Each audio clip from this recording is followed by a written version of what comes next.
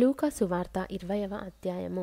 ఆ దినములలో ఒకనాడు ఆయన దేవాలయంలో ప్రజలకు బోధించుచు సువార్తను ప్రకటించుచున్నప్పుడు ప్రధాన యాజకులను శాస్త్రులను పెద్దలతో కూడా ఆయన మీదికి వచ్చి, నీవు ఏ అధికారము వలన ఈ కార్యము చేయుచున్నావో, ఈ అధికారము నీకెవడు ఇచ్చెనో మాతో చెప్పుమని ఆయనను అడిగిరి.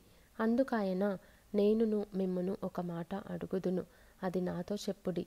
యోహాను ఇచ్చిన బాప్తిస్మము పరలోకం నుండి కలిగినదా, మనుషుల నుండి కలిగినదా అని వారిని అడుగగా, వారు మనము పరలోకం నుండి కలిగినదని చెప్పిన ఎడల, అలాగైతే మీరెందుకు అతని నమ్మలేదని ఆయన మనలను అడుగును. మనుషుల వలన కలిగినదని చెప్పిన ఎడల ప్రజలందరూ మనలను రాళ్లతో కొట్టుదురు. ఏలయనగా యోహాను ప్రవక్త అని అందరూ రూఢిగా నమ్ముచున్నారని తమలో తాము ఆలోచించుకొని, అది ఎక్కడ నుండి కలిగినదో మాకు తెలియదని ఆయనకు ఉత్తరమిచ్చిరి. అందుకు యేసు, ఏ అధికారము వలన ఈ కార్యములు చేయుచున్నానో నేను మీతో చెప్పనని వారితో ననెను.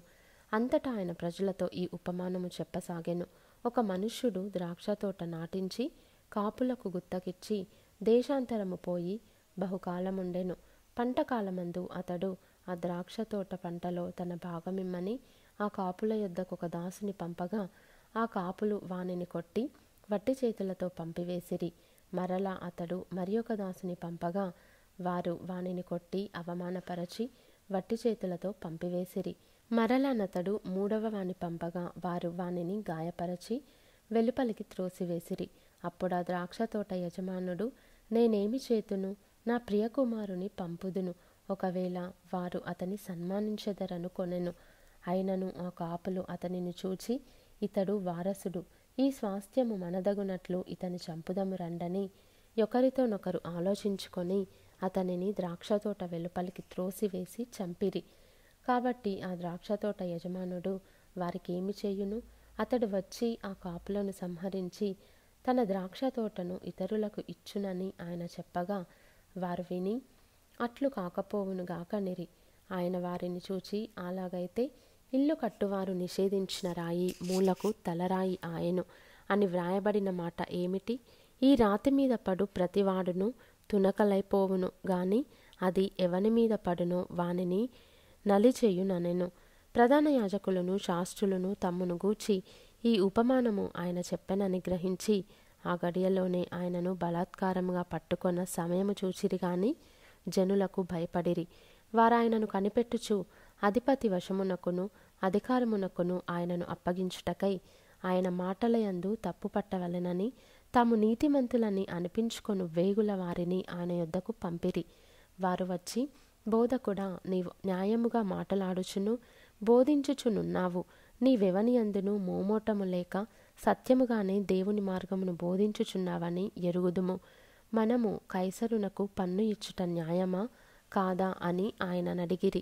ఆయన వారి కుయుక్తిని గుర్తెరిగి, ఒక దేనారము నాకు చూపుడి, దీని మీది రూపమును పైవ్రాతయు ఎవనివని అడుగగా, వారు కైసరువనిరి.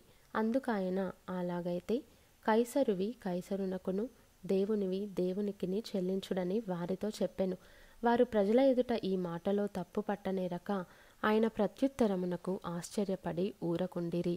పునరుత్థానము లేదని చెప్పడి సద్దుకయ్యులు కొందరు ఆయన యొద్దకు వచ్చి ఆయనను ఇట్లడిగిరి, బోధకుడా, భార్య బ్రతికియుండగా ఒకని సహోదరుడు సంతానము లేక చనిపోయిన ఎడల అతని సహోదరుడతని భార్యను పెండ్లి చేసుకొని తన సహోదరునికి సంతానము కలగజేయవలెనని మోషే మనకు వ్రాసి ఇచ్చెను.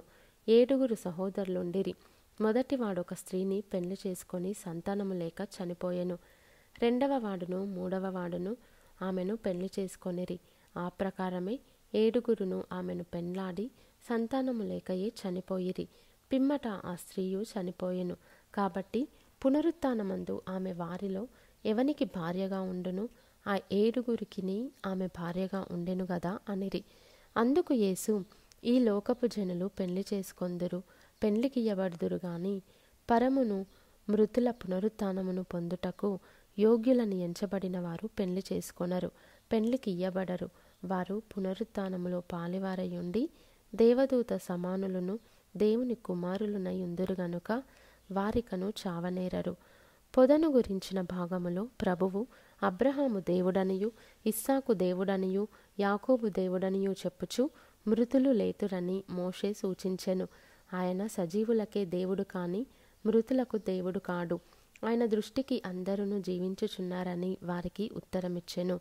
తరువాత వారాయనను మరేమీయు అడుగ తెగింపలేదు గనుక శాస్త్రులలో కొందరు, బోధకుడా, నీవు యుక్తముగా చెప్పితివనిరి.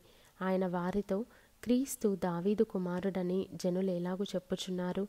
నేను నీ శత్రువులను నీ పాదములకు పాదపీఠముగా ఉంచు వరకు నీవు నా కుడిపార్శ్వమున కూర్చుండుమని ప్రభువు నా ప్రభువుతో చెప్పెను అని కీర్తనల గ్రంథములో దావీదే చెప్పియున్నాడు. దావీదు ఆయనను ప్రభువని చెప్పిన ఎడల ఆయన ఏలాగో అతని కుమారుడగునని చెప్పెను. ప్రజలందరూ వినుచుండగా ఆయన ఇట్లనెను, శాస్త్రులను గూర్చి జాగ్రత్తపడుడి. వారు నిలువుటంగీలు ధరించుకొని తిరుగగోరుచు సంత వీధులలో వందనములను, సమాజ మందిరములలో అగ్రపీఠములను, విందులలో అగ్రస్థానములను కోరుదురు. వారు విధవరాండ్ర ఇండ్లను దిగమ్రింగుచు మాయవేషముగా దీర్ఘ ప్రార్థనలు చేయుదురు. వారు మరి విశేషముగా శిక్ష పొందుదురని తన శిష్యులతో చెప్పెను.